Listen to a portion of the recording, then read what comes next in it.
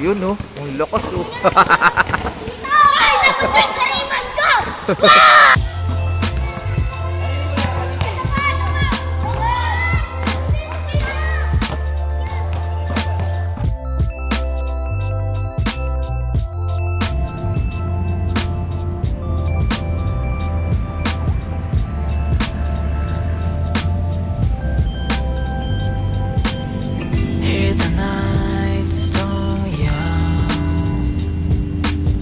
Morning Kabulers. Tayo, relax po tayo. Medyo maaga tayo eh. Tayo.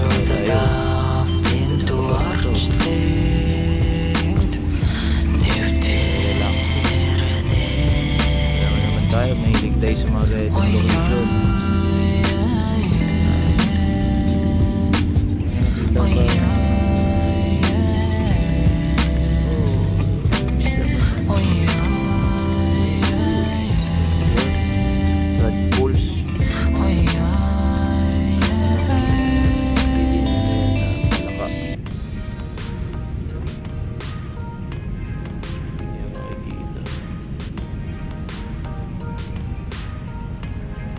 Napaka-serene yung location. Ganda mga kabulers oh. Napaka-serene ng location.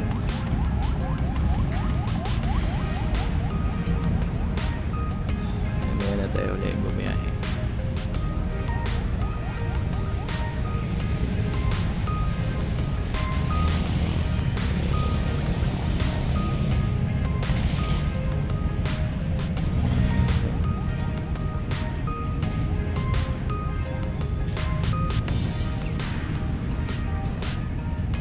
Swerte natin at medyo hindi ngayon matraffic. Aga-aga yung alis natin sa bahay kasi kahapon napaka-traffic mga kabulers. Na late ako 5 minutes lang. Sayang, akala ko abot ako.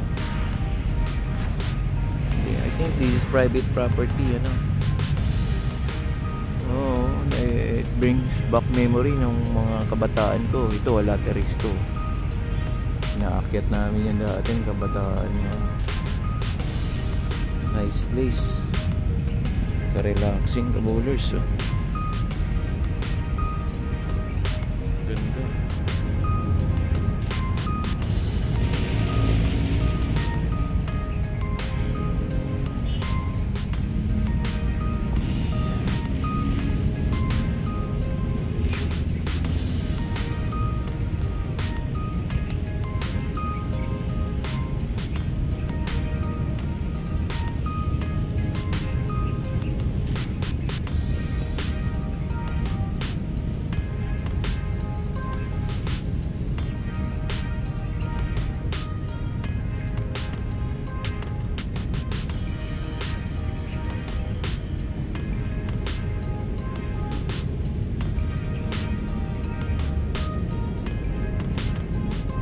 Secret spot na to, na-discover ko to a few days ago.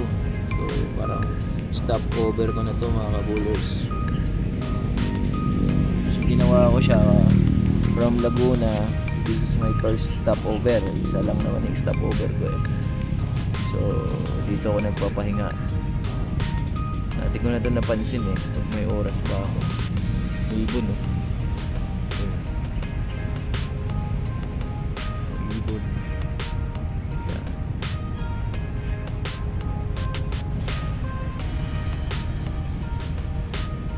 Pahinga mo na unti. Ganda kasi ng place mga kabowlers. Ayun o. Very muddy ngayon yung simulan. May upuan sa dito. Ayan o.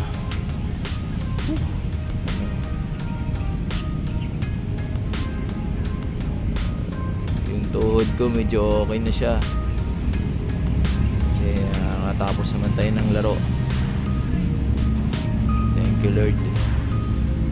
Sana makalaro ulit tayo sa Sabado. Dalhin ko na yung compressor ko. Yung parang may support yung ano. Aga pa oh. Pasok ko 9:30 oh. 8:20 pa lang. So Dito muna tayo. Pahinga muna. Mga 10 minutes.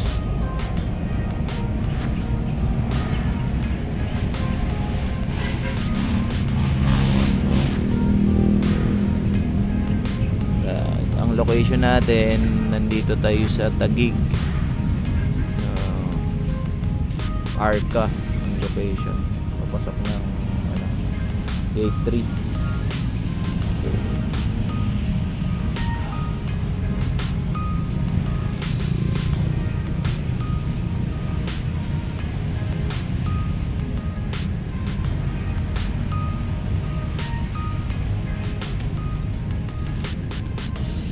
Tayo dito. Andun yung motor sa labas. Baka muna tayo konti. Maya alis na rin tayo.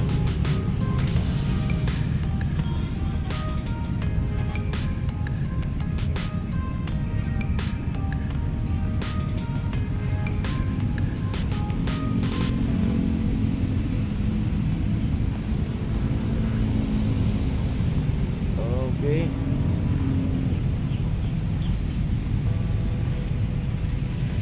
God is good talaga.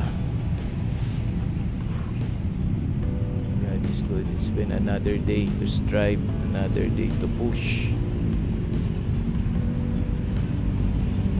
Tuloy-tuloy lang para sa pangarap. So lahat ng hard work naman nasusuklian naman yan. So hindi naman kailangan na most of the time laging may nakatingin sa atin to appreciate things. Dapat we work in silence kahit pa paano, para it's been a surprise for them kung ano yung achievement. Di kailangan yung achievement natin nakikita ng iba. So mas maganda yung you work in silence, para yung determination mo wala sa yung yung disturbance, kasi you work in silence So andun yung patient, everything, yung energy mo buong buo. So sa akin big yan yan dapat yung focus nandun. So work in silence, yan yung perseverance mo, determination, kailangan combine yan with work ethics and passion. Yun. You don't need to be famous. Hindi naman kailangan yan in order to recognize in life. Ang importante ngayon, how you to survive. Diba? Survival tayo. That's the main goal. Survive. Longevity sa buhay. Kasi ang buhay ay napakaiksi lamang.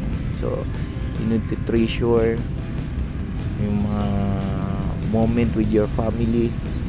Sa akin yun na yun, importante. Yun, yung relationship mo, people around you, system support mo, dapat malakas yan. Kasi sila yung magpupush sa'yo everyday to look forward.